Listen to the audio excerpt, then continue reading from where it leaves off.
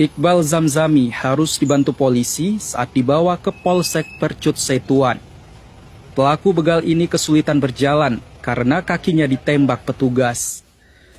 Begal sadis ini terpaksa ditembak karena melawan petugas saat penangkapan di kawasan lahan garapan, Kecamatan Percut Setuan, Kabupaten Deli Serdang. Dalam aksinya, pelaku membawa senjata tajam dan tak segan untuk melukai korbannya. Sebelum ditangkap, dirinya membegal seorang ibu rumah tangga di Desa Lodendang hingga menyebabkan korbannya luka.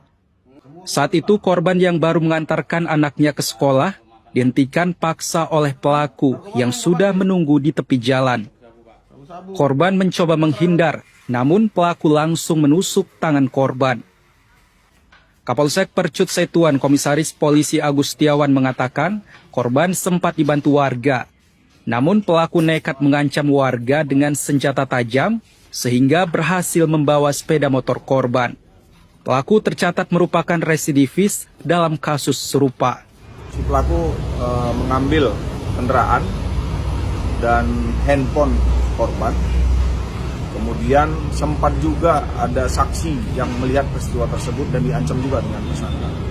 Dia juga pernah melakukan peristiwa yang sama, tapi di tempat yang lain. Ini masih kami dalami. Kami juga berkoordinasi dengan Polsek dan Polres apakah ada juga di tempat lain melakukannya. Kemudian dalam proses pengembangan si pelaku berusaha melakukan perlawanan sehingga kami melakukan tindakan tegas dan terukur.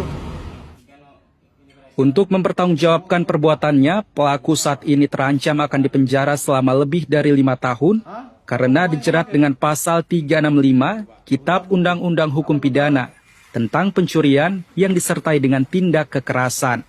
Ferry Irawan, Kompas TV, Medan, Sumatera Utara.